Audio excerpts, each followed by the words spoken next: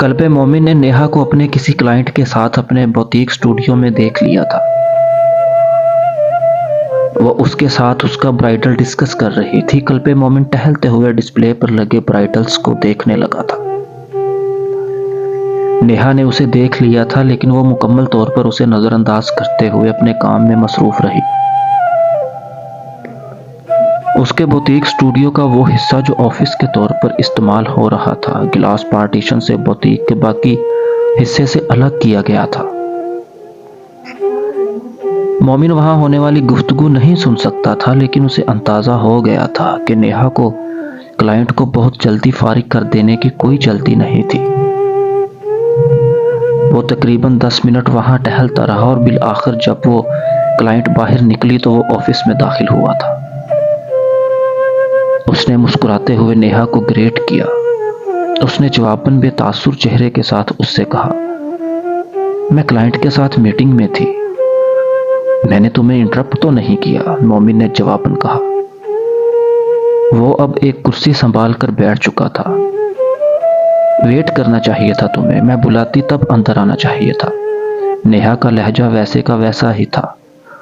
مومن بے اختیار ہنسا اور میز پر دونوں بازوؤں کو پھیلا کر کچھ آگے جھکتے ہوئے بولا، ناراضگی ختم کر دو اب۔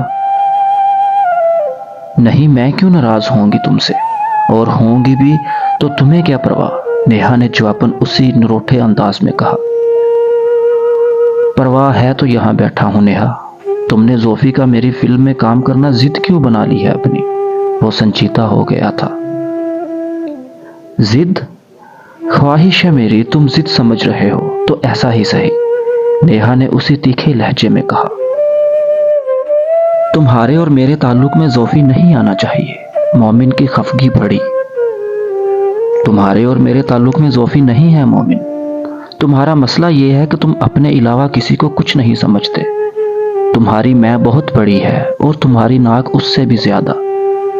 اس نے بڑی تلخی سے مومن کو آڑے ہاتھوں لیا تھا۔ وہ بچھنے آیا تھا، وہ رگیدنے لگی تھی۔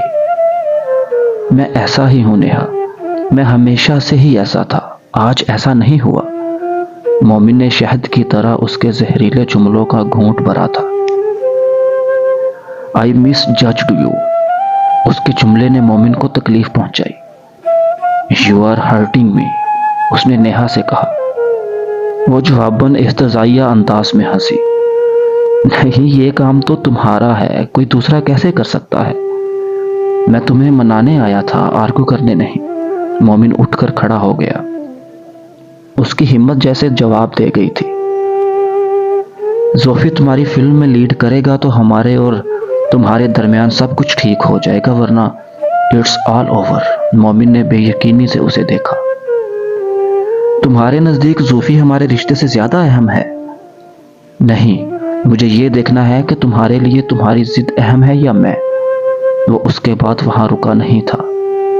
وہ لہجہ، وہ انداز، وہ جملے اس نے پہلی بار نیہا کے منہ سے سنے تھے، اور اگر قلب مومن کو شوق لگا تھا تو یہ غیر متوقع نہیں تھا۔ وہ کسی دوسرے مرد کے لیے اس سے لڑ رہی تھی، اسے چھوڑ دینے پر تیار تھی۔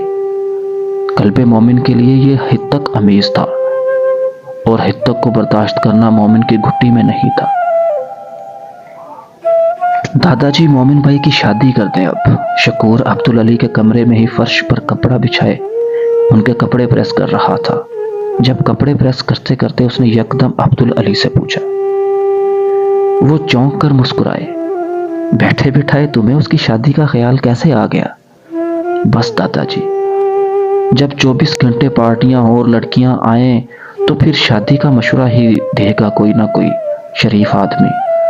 شکور قمیض کی کریز بناتے ہوئے بولا، اور پھر اچانک اسے احساس ہوا عبدالعلی چپ ہو گئے تھے۔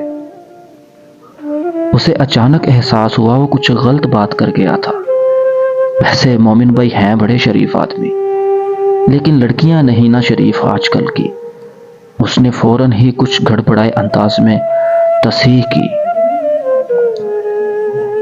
شریفوں کو بھی خراب کر دیتی ہیں۔ اب مومن بھائی کو نہ بتائیے گا یہ ساری باتیں، ان کو پہلے شبہ رہتا ہے کہ میں ان کی باتیں لوگوں کو بتاتا ہوں، حالانکہ آپ خود دیکھ لیں، آپ کتنے دنوں سے یہاں ہیں، میں نے کوئی एक भी बात बताई है आपको मोमिन भाई की? शकूर ने बड़े फखरिया अंदाज में जैसे उनसे तस्दीक चाही थी। अब्दुल अली खामोश रहे थे। नहीं, तुमने तो कुछ भी नहीं बताया। वो कुछ सोचते हुए बड़बड़ाए जैसे बहुत परेशान हुए थे। शकूर उनके तस्दीकी जुमले पर बेइख्तियार खुश हुआ। यही बातें तो अच्छी लगती हैं मुझे आपकी दादाजी, आप बड़े सच्चे आदमी हैं। वैसे आपको एक बात बताऊं मोमिन भाई, आपसे डरते बड़ा है। उसने जैसे कोई इंकिशाफ किया। मुझसे डरता है? अब्दुल अली हैरान हुए। वो तो कभी बचपन में भी मुझसे नहीं डरा। उन्हें पता नहीं क्या याद आया था। नहीं नहीं, सच में आपसे बहुत डरते हैं। इसीलिए तो सारी ऐसी वैसी तस्वीरें और मुजस्मे स्टोर में रखवा दिए हैं उन्होंने।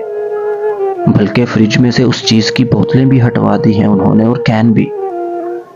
वो उस चीज के दादाजी, आप समझ तो गए होंगे ना।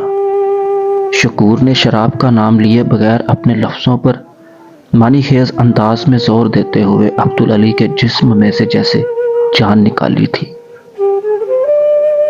कल्बे मोमिन भटक रहा था और वो बेबस थे। किसको पुकारते, किससे कहते? कल्बे मोमिन के सामने बैठकर सवाल जवाब किए तो अरसा हो गया था उन्हें। तुम मोमिन के लिए दुआ किया करो शकूर, अब्दुल अली के लहजे में रंजीदगी थी। क्या दुआ? सारा कुछ तो है उनके पास दादाजी, शकूर ने हैरानगी से कहा। अब्दुल अली चाहते हुए भी जुबान पर वो दुआ नहीं ला सके जो वो मोमिन के लिए चाहते थे। कल्बे मोमिन का पर्दा कहाँ खोलने वाले थे वो? खोलते भी तो बस एक ही शख्स के सामने खोल सकते थे। मास्टर इब्राहिम के हाथ जूते मुरम्मत करने वाले लोहे के उस स्टैंड पर धरे एक बेहद कीमती, नाजुक और बेहद फैंसी हील वाले जूते पर अपने औजार के साथ मशीनी अंदाज में चल रहे थे। वो फर्श पर बैठे थे और उनसे कुछ फासले पर उनकी जूतों की मरम्मत की उस दुकान में धरे एक बेंच पर जीन्स में मलबूस एक नौजवान लड़की अपनी मेहंदी रचे हाथों के साथ बैठी हुई थी। वो बेहद बेचैन अंदाज में बोलती जा रही थी। मास्टर इब्राहिम उसकी बातें खामोशी से सुनते हुए अपने काम में मशगूल थे। हो जाएगा ना ठीक? जूते को कुछ हो गया ना तो मेरी वेडिंग खराब हो जानी है।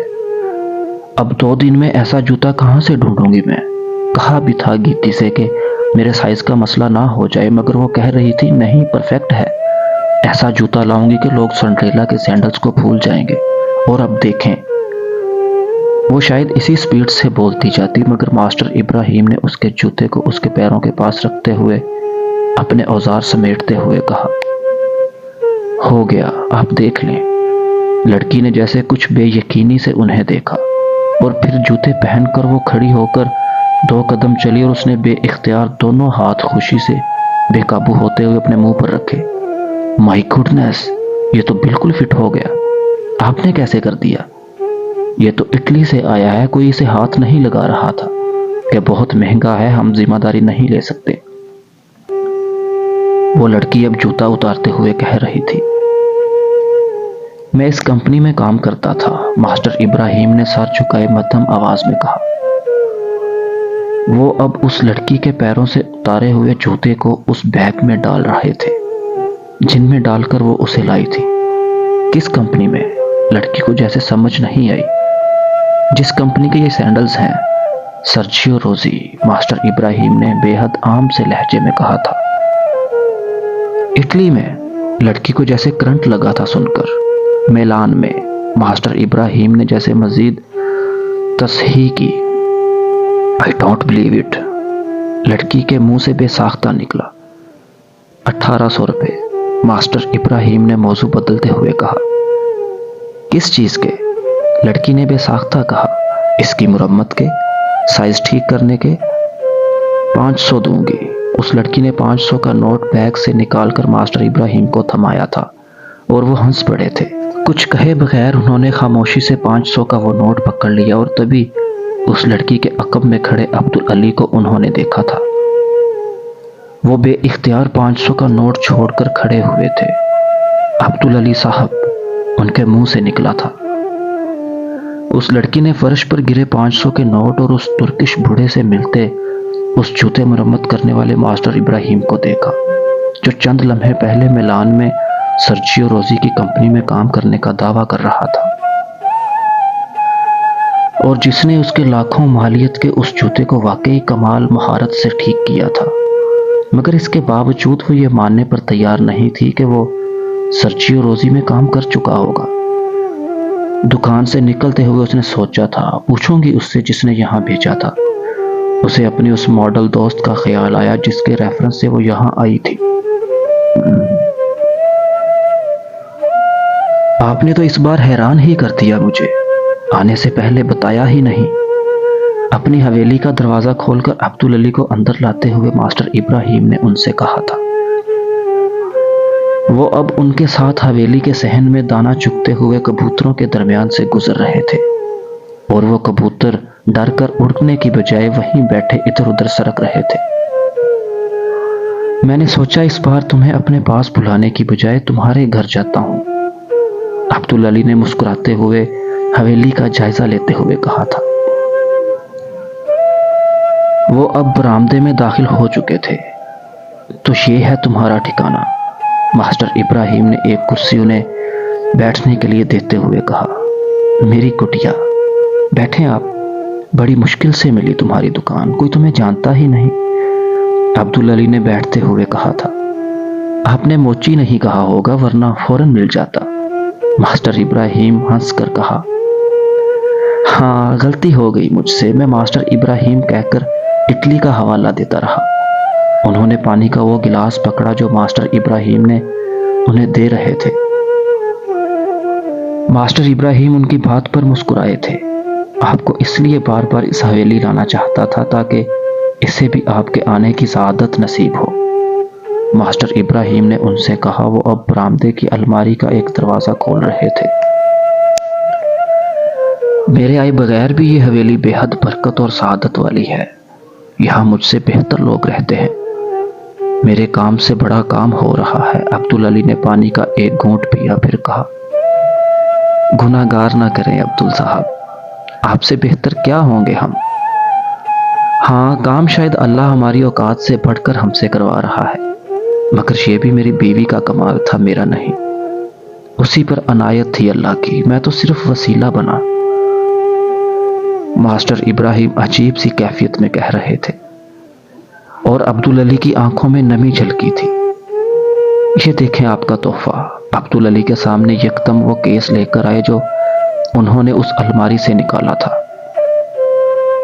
अब्दुल अली के होंठों पर मुस्कुराहट आई। वो उस केस को खोलकर उसमें अपने हाथ से खताती किया हुआ वो कुरान पाक देख रहे थे जो उन्होंने कई दहाइयों पहले मास्टर इब्राहिम को दिया था।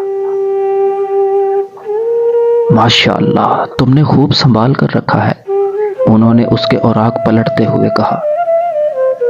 संभालती तो इसको मेरी बीवी थी, वो तलावत किया करती थी रोज इससे। अब उसके जाने के बाद ये जिम्मेदारी मैंने संभाल ली और एक बच्ची आती है मेरे पास, मोमिना, वो तलावत करती है इससे। जो छोटी मोटी मुरम्मत है उसी ने की है इसकी जिल्द पर। वो अब्दुल अली को चमड़े की जिल्द पर किए हुए वो खताती के नक्शो निगार दिखा रहे थे जो मोमिना सुल्तान के हाथ के बनाए हुए थे। अब्दुल अली को पता नहीं क्या याद आया था। उन्होंने जेब से रुमाल निकालकर अपने आंसू खुश्क किए थे। आपके हाथ के लिखे हुए इस नुस्खे ने तो मेरी जिंदगी बदल दी थी, कैसे संभाल कर ना रखता इसे। मास्टर इब्राहिम अब उस कुरान पाक को उनके हाथों से वापस लेते हुए उसे देखकर जैसे खुद माजी में जा रहे थे। पहली बार जब किसी ने यह नुस्खा मुझे देकर कहा था कि हाथ से लिखा हुआ है, तो मैंने मास्टर इब्राहिम, तूने सारी उम्र रैंप पर चलती औरतों के जूते बना बना कर जिंदगी गंवा दी। मिला क्या? पैसा बस, और एक ये शख्स है जिसने जिंदगी के साल लगाकर जन्नत कमा ली। बस दिमाग ही उलट गया मेरा। आपको याद है कैसे ढूंढता हुआ पहुंचता था मैं आपको मिलने के लिए तुर्की में। उन्होंने एक गहरा सांस लिया था अपनी भरी हुई आवाज को ठीक करने के लिए। हाँ, और मेरे लिए लाए थे इटली के जूते, पेरिस के परफ्यूम्स और मिलान के सूट। عبدالعلی جیسے کچھ یاد کر کے ہنسے۔ جو میری اوقات تھی میں تو وہی لا سکتا تھا نا۔ حیران ہو گیا تھا اس وقت آپ کو اردو بولتے دیکھ کر۔ اپنے پوتے کے لیے سیکھ رہا تھا تب۔ وہ دونوں جیسے ماضی میں پہنچے ہوئے تھے۔ قلب مومن کیسا ہے؟ ماسٹر ابراہیم نے یکدم پوچھا۔ عبدالعلی نے ایک نظر ماسٹر ابراہیم کو دیکھا، پھر جیسے کوئی دھند ان کی آنکھوں میں آئی تھی، جیسے کبھی تم تھے۔ ان کی آواز میں عجیب ندامت تھی۔ ماسٹر ابراہیم بے اختیار ہنسے۔ یعنی مجدار میں ہے، نکل آئے گا باہر۔ عبدالعلی بڑا گناہگار انسان ہے ماسٹر ابراہیم۔ یہ آزمائشیں اسی لیے آتی ہیں مجھ پر۔ اللہ کا نام لکھتے ہوئے کوئی کوتاہی، کوئی بے ادبی ہو گئی مجھ سے۔ ان کے گالوں پر آنسو بہنے لگے۔ ماسٹر ابراہیم نے بے قرار ہو کر کہا، آپ ایسا نہ کہیں عبدالعلی صاحب، سارے راستے ہیں، ہر راستے سے گزرنا ہوتا ہے۔ صرف سیدھے راستے سے چل کر کیسے پہنچے گا انسان اپنے رب تک؟ وہ انہیں تسلی دے رہے تھے۔ میں بہت بڑا ہو گیا ہوں اب، کام کرتے ہوئے ہاتھ کانپتے ہیں میرے۔ یہ کام میرے ساتھ ختم ہو جائے گا۔ وہ خاندان جو اتنی نسلوں سے مسجد قرطبہ اور الحمرا میں اپنی خطاطی کرتے کرتے ترکی کی مسجدوں اور محلوں میں خطاطی کرتا آیا ہے، وہ میرے بعد محقق خطاطوں کا خاندان نہیں کہلائے گا۔ میرے خاندان میں کوئی اللہ کا نام لکھنے والا نہیں رہے گا۔ یہ غم بہت بڑا ہے میرے لیے، طٰہٰ کی موت سے بھی بڑا۔ ماسٹر ابراہیم نے ان کا کندھا تھپکتے ہوئے انہیں تسلی دی۔ چائے بناتا ہوں آپ کے لیے، لیکن آپ روئیں نہیں۔ استادوں کی آنکھوں میں آنسو برداشت نہیں ہوتے۔ عبدالعلی نے رومال سے اپنی آنکھیں رگڑی، بس دل بھر آیا۔ وہ کہیں نہیں جاتا، ادھر ہی آئے گا۔ میرے ماں باپ بھی بڑے پریشان ہوئے تھے۔ سیدوں کا بیٹا جوتے بنانے لگ گیا، وہ بھی عورتوں کے فیشن شوز، ریمپ۔ وہ کیا سرکل تھا جس میں میں اٹھتا بیٹھتا تھا۔ نہ خاندان کی پرواہ تھی، نہ دین کی، بس دنیا کا ہی ہو کر رہ گیا تھا۔ اور دیکھ لیں اللہ نے کہاں سے کھینچ کر کہاں لا بٹھایا ہے مجھے۔ میلان، پیرس، نیو یارک، کس کی نائٹ لائف روک سکی ہے مجھے؟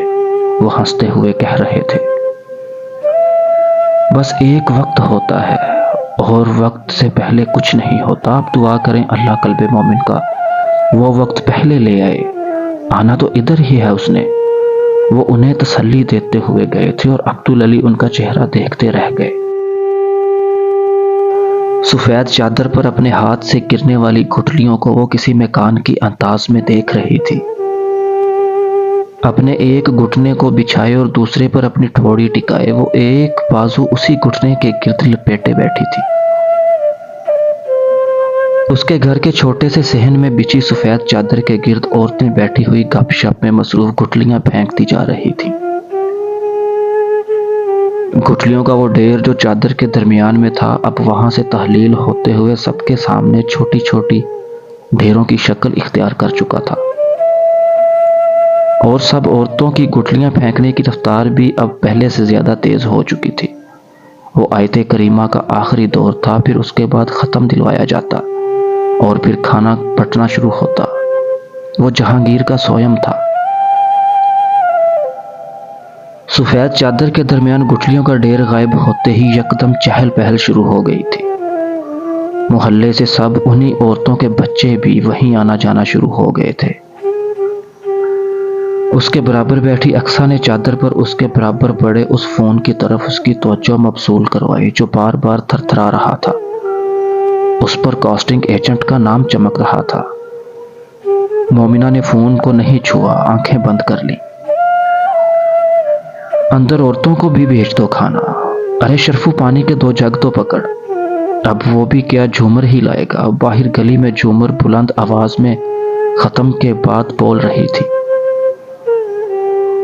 جھومر باہر گلی سے پرات میں چاول ڈالے پھرتی سے بار بار اندر باہر آ جا رہا تھا۔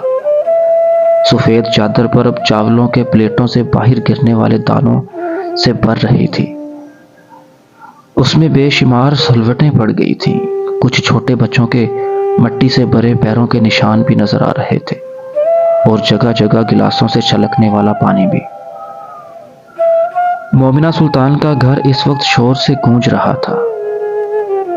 परात में बिरयानी के अंदर पड़ी बोटियों के छीनने के लिए खींचातानी हो रही थी। सिर्फ मोमिना सुल्तान और अक्सा थी जो चुपचाप एक तरफ बैठी थी, और सुरैया जो चादर के दूसरे किनारे पर कुछ औरतों के बीच बैठी थी। तू भी खाना खा ले झूमर, किसी ने गुजरते हुए झूमर से कहा था। झूमर शादी वाले घर से खाती है, मातम वाले घर से नहीं। बेशर्म है, बेहिस नहीं है झूमर, वो कहकर उसी तरह गुजर गई थी। लो, नखरा तो देखो हिजड़े का, किसी और ने तबसरा किया था और औरतों ने चावल के निवाले मुंह में डालते हुए कहकहा लगाया। आधे घंटे के बाद वहां कोई नहीं रह गया था, बस वही 3 लोग और चादर पर बैठे हुए थे, उसी तरह गुमसुम जो पहले बैठे थे। और सफेद चादर जो अब पूरी तरह दागदार और बर्तनों, हड्डियों और चावलों से अटी हुई थी। मोमिना ने अक्सा के साथ मिलकर वो चादर उठाई थी, फिर सहन की सफाई की थी। सुल्तान अब भी कहीं बाहर था, सुरैया अंदर कमरे में।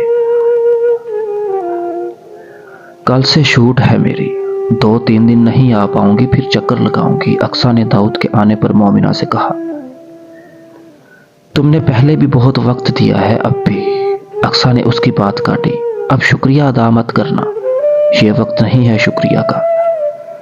नहीं, शुक्रिया अदा नहीं करूंगी, करूंगी भी तो किस किस चीज के लिए करूंगी, मोमिना बुड़बड़ाई थी। अक्सा ने बात बदल दी। मैं निकलती हूं फिर। वो उससे गले मिली और फिर बाहर निकल गई। झूमर खुले दरवाजे से उसी वक्त अंदर आया था और उसने मोमिना को एक कुर्सी उठाने से रोका। छोड़ दें बाजी, झूमर उठाती है, आपका काम नहीं है। उसने फुर्ती से उसके हाथ से कुर्सी पकड़ी। बड़ी मुश्किल में काम आए हमारे, खाना लाना तुम्हारी जिम्मेदारी नहीं थी झूमर, मोमिना ने उससे कहा। मुझे शर्मिंदा ना करें बाजी, बस मुझे एक फिक्र थी कि खाना लाते हुए। क्या? मोमिना ने पूछा। झूमर ने कुछ नादम अंदाज में सर झुकाए, नजरें मिलाए बगैर कहा, हराम के पैसों से लाई थी, कबूल हो जाएगी ना? मोमिना उसका चेहरा देखती रह गई थी, फिर उसने मध्यम आवाज में कहा, पता नहीं। झूमर कुर्सी उठाकर मजीद कुछ कहे बगैर घर से निकल गया। मोमिना सहन में रुके बगैर जहांगीर के कमरे में आई। सुरैया वहां नहीं थी। जहांगीर का कमरा वैसे ही था, उसके बिस्तर पर वैसी ही सलवटें पड़ी थीं। बिस्तर के सरहाने पर पड़ी हुई दवाइयों का ढेर भी वहीं का वहीं था। उसके सारे अवार्ड्स, फ्रेम, तस्वीर, अखबारी तराशे, सब कुछ वहीं का वहीं था, सिर्फ वो नहीं था। वो सीधा उसके बिस्तर पर गई और चित लेट गई। उसकी चादर उसने सर पर तान ली थी। किसी ने उसकी चादर खींचकर कहा, आपा, आपा। वो झुंझला कर बोली, क्या है तुम्हें, सोने भी नहीं देते, मेरे बिस्तर पर क्यों सो रही हो? वो खफा हुआ था। सो रही हूं बस, और अब मेरा दिमाग मत खाना, घंटे बाद आना, बाजार चलेंगे। जो चीज तुम्हारे पास है ही नहीं वो कैसे खाऊंगा मैं? अलबत्ता मेरे पास है दिमाग, जो अब अम्मा, अब्बा और तुमने चाट लिया है, जहांगीर ने जवाबन कहा था। जहांगीर, अब अगर मैं उठी ना तो सीधा चप्पल से मारूंगी तुम्हें, मोमिना ने चादर उसी तरह ताने उससे कहा था। चप्पल तो मैं पहले ही फेंक आया बाहर, इतना बेवकूफ तो नहीं कि चप्पल तुम्हारे पास हो तो मैं पास आऊं और ऐसी बातें करूं। मोमिना तब तक गनूदगी में जा चुकी थी। किसी ने उसकी चादर को जोर से खींचा। वो बड़बड़ा कर उठी। वो सुरैया थी जो उसकी चादर खींच रही थी। क्या हुआ अम्मा? मोमिना ने परेशान होकर पूछा। ऐसे मत चादर लेकर लेट। सुरैया ने इतने दिनों में पहली बार जहांगीर से हटकर कोई जुमला कहा था उससे, और फिर रुके बगैर चली गई थी। मोमिना उस ख्वाब से बाहर आ गई थी जिसमें जहांगीर भी उसके साथ था। फोन फिर थरथराने लगा था और मोमिना सुल्तान उस दुनिया से भागना चाहती थी जो उस फोन के जरिए उस तक आना चाहती थी। किसी ऑक्टोपस की तरह उसको अपने शिकंजे में लेना चाहती थी। कल्बे मोमिन को नींद में किसी आवाज ने जगाया था। بستر میں لیٹے لیٹے آنکھیں کھولے وہ نیم تاریکی میں آواز کے ماخذ کو سمجھنے کی کوشش کر رہا تھا۔ وہ رات کا پچھلا پہر تھا اور اس کے کمرے میں مکمل خاموشی تھی، اور اس خاموشی میں ہلکے ہلکے وقفے سے جیسے کوئی سسکی ابھرتی تھی، پھر خاموشی چھا جاتی تھی۔ غنودگی کے عالم میں وہ ان سسکیوں کو پہچاننے کی کوشش کر رہا تھا، اور پھر یکدم وہ پہچان گیا تھا، اور پہچاننے کے ساتھ ہی وہ جیسے کرنٹ کھا کر اٹھا تھا۔ وہ دادا کی آواز تھی۔ کمبل پھینکتے ہوئے بستر سے نکل کر ننگے پاؤں وہ اپنے کمرے سے نکلا تھا۔ تقریباً بھاگتے ہوئے اس نے دستک دیے بغیر دادا کے کمرے کا دروازہ کھولا تھا۔ دروازہ کھلا تھا۔ کمرے میں صرف ایک بیڈ سائڈ ٹیبل لیمپ آن تھا، اور اس زرد روشنی میں عبدالعلی کمرے کے فرش پر بچھے مصلے پر سربسجود ہچکیوں سے رو رہے تھے۔ قلب مومن کا خیال تھا ان کی طبیعت خراب تھی، مگر وہ ٹھیک تھے، صرف رو رہے تھے، با آواز ہچکیوں سے۔ دیوار پر ٹنگے کلاک پر قلب مومن نے پہلی بار وقت دیکھا۔ وہاں پر 3:30 ہو رہے تھے۔ وہ یقیناً تہجد پڑھنے کے لیے جاگے تھے، اور اب تہجد پڑھنے کے دوران کسی بات پر رو رہے تھے۔ لہجہ بھر کے لیے مومن کو خیال آیا وہ اسی خاموشی سے وہاں سے چلا جائے۔ وہ عبدالعلی اور ان کے رب کا معاملہ تھا، وہ اس رازداری میں شریک نہیں ہونا چاہتا تھا، اور اس سے پہلے کہ وہ اپنے اس ارادے کو عملی جامہ پہناتا اس نے دادا کی زبان پر اپنا نام سنا تھا۔ قلب مومن کو لگا اسے غلطی لگی ہے۔ دروازے کے ہینڈ پر ہاتھ رکھے وہ انہیں دیکھتا رہا۔ وہ دوبارہ اسی کا نام لے رہے تھے، کچھ کہہ رہے تھے، اور جو کچھ کہہ رہے تھے وہ قلب مومن نے سن لیا تھا۔ اے اللہ میرے مومن کو سیدھا راستہ دکھا، اسے ہدایت دے۔ وہ روتے ہوئے بار بار یہ جملہ ادا کر رہے تھے۔ قلب مومن نے دروازے کے ہینڈل پر ہاتھ رکھے، پہلے پانی ہوا تھا، پھر آگ۔ دادا پر ایسا غصہ اسے سالوں بعد آیا تھا۔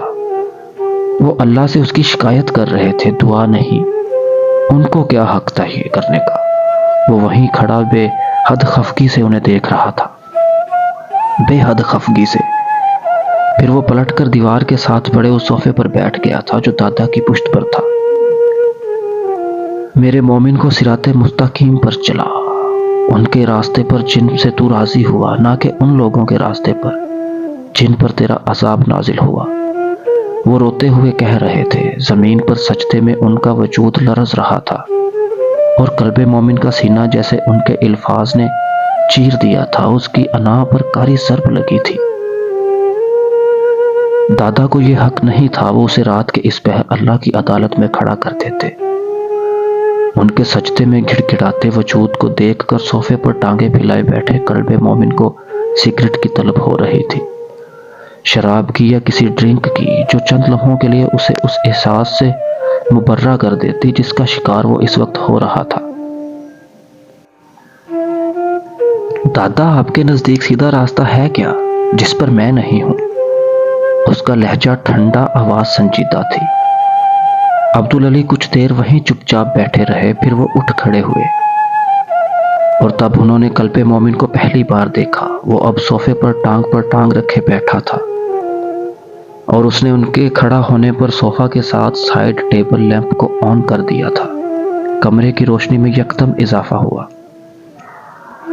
عبدالعلی نے اسی روشنی میں قلب مومن کا چہرہ دیکھا۔ وہ مومن نہیں، طاہا تھا، اور ان سے کہہ رہا تھا، بابا آپ کے نزدیک سیدھا راستہ ہے کیا؟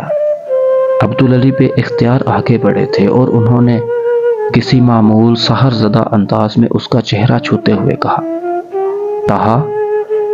مومن نے حیرانی سے اپنے چہرے کو چھوا، ان کا ہاتھ اور ان کی انگلیاں دیکھیں، اور پھر ان سے عبدالعلی سے کہا، دادا میں قلب مومن ہوں۔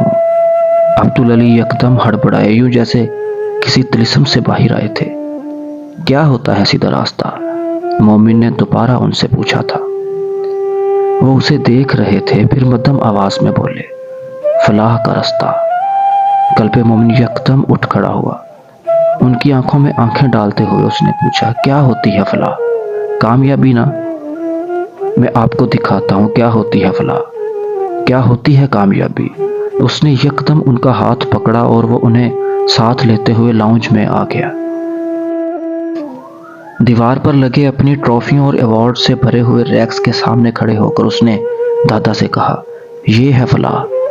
پھر وہ سینٹر ٹیبل پر پڑے ان میگزینز اور نیوز پیپرز کو باری باری کر کے انہیں دکھاتے ہوئے پھینکنے لگا۔ یہ ہے فلاح دادا۔ آخری میگزین ٹیبل پر واپس پھینکتے ہوئے اس نے دادا سے کہا، یہ گھر دیکھ رہے ہیں؟ گلاس پینٹ ہاؤس، شہر کا مہنگا ترین علاقہ ہے یہ۔ چند سالوں میں بنایا ہے میں نے، چند سالوں میں۔ یہ پورا ملک مجھے جانتا اور پہچانتا ہے۔ ایکٹرز، ایکٹریسز میرے ساتھ کام کرنے کے لیے منتیں کرتی ہیں۔ برانڈز میرے ایک اشارے پر آنکھیں بند کر کے میرے پروجیکٹس پر پیسہ پھینک دیتے ہیں۔ یہ ہے فلاح، یہ سیدھا راستہ ہے۔ وہ دیوار پر لگے سپر سٹارز کے ساتھ فریم تصویروں کی طرف اشارہ کرتے ہوئے کہہ رہا تھا، یوں جیسے اس پر پاگل پن کا دورہ پڑا ہوا تھا، اور دادا وہاں کھڑے یوں اسے دیکھ رہے تھے جیسے سرکس میں مداری اس سدائے ہوئے جانور کو دیکھ رہا ہو جو یکدم ہتھے سے اکڑ گیا ہو۔ تم جو کر رہے ہو وہ بے حیائی ہے۔ بے حیائی میں سب ملتا ہے، سب۔ ایسے ہی گھر، وہی گاڑیاں جو تم چلاتے ہو۔ وہ مدھم آواز میں کوڑے برسا رہے تھے۔ ٹھنڈی اور میٹھی آواز قلب مومن کے نظریہ کامیابی کے پرخچے اڑا رہی تھی۔ وہ برانڈز جو تم پر پیسہ لگا رہے ہیں وہ تم پر پیسہ نہیں لگا رہے، اس بے حیائی پر لگا رہے ہیں جسے تم پرموٹ کرتے ہو۔ تم جسم دکھاتے ہو اور جسم کی پرستش کرواتے ہو۔ دنیا تمہارا طواف کیوں نہ کرے مومن، کیوں نہ سر پر بٹھائے تمہیں۔ قلب مومن کا چہرہ کس رنگ کا ہوا تھا وہ اندازہ نہیں کر سکتا تھا۔ سرخ، زرد، سفید، وہ جو بھی رنگت تھی، نارمل رنگت نہیں تھی۔ آپ بہت زیادتی کر رہے ہیں دادا، میرے کام کو حقیر اور چھوٹا کہہ رہے ہیں۔ آپ دراصل مجھ سے حسد کرتے ہیں۔ آپ نے آخر کیا کمایا کیلی گرافی کو اپنی زندگی کے 70 سال دے کر؟ میں آپ سے آدھی عمر کا بھی نہیں ہوں، مگر میری کامیابی کا سکیل دیکھیں۔ دنیا کی ہر آسائش میرے پاس ناموری ہے۔ لاکھوں کروڑوں لوگ فین ہیں میرے، جان قربان کرنے والے دوست ہیں۔ آپ کے پاس کیا ہے؟ وہ بدتمیزی کی حد تک صاف گوئی پر اترا ہوا تھا۔ وہ قلب مومن کا وہ رخ اور رنگ دکھا رہا تھا عبدالعلی کو جو اس سے پہلے صرف دنیا نے دیکھا تھا۔ میرے پاس کچھ نہیں ہے، تم یہی سننا چاہتے ہو نا مجھ سے؟ میرے پاس تمہاری طرح کریڈٹ کارڈ سے بھرا ہوا والٹ نہیں ہے، یہ سمارٹ فون بھی نہیں ہے جو تمہارے پاس ہے۔ دنیاوی اثاثے صفر ہیں، کروڑوں لوگوں کی چاہت بھی نہیں ہے میرے پاس۔ نہ مجھے تمہاری دنیا کے نامور لوگ جانتے ہیں، مگر قلب مومن مجھے اللہ جانتا ہے اور پہچانتا ہے۔ کیا تمہیں جانتا ہے اللہ؟ قلب مومن کو بت بنا دیا تھا انہوں نے آگ کے کولے سے۔ وہ ساکت کھڑا ان کا چہرہ دیکھتا رہا، پھر اس نے کہا، یہ آپ کا غرور ہے، یہ میرا ایمان ہے۔ انہوں نے جواباً کہا، 16 گھنٹے اللہ کا نام لکھوں اور یہ خوش گمانی بھی نہ رکھوں کہ وہ مجھے پہچانتا ہے۔ تم کو غرور لگتا ہے، غرور صحیح۔ انہوں نے جیسے اسے چیلنج کرتے ہوئے چت کیا تھا، میں آپ سے بات نہیں کرنا چاہتا، آپ واپس چلے جائیں۔ میں اپنی زندگی میں اپنی دنیا سے خوش ہوں، میں کبھی آپ کی دنیا میں نہیں آؤں گا۔ وہ بڑی خفگی سے کہتے ہوئے کمرے سے نکل گیا تھا۔ عبدالعلی کھڑے رہے تھے، انہیں تنہا یاد آیا تھا۔ اس نے بھی ایک بار ایسے ہی ضد کی تھی ان سے، بس ایک ہی بار وہ ایسے ہی پلٹ کر گیا تھا، پھر دوبارہ نہیں آیا تھا۔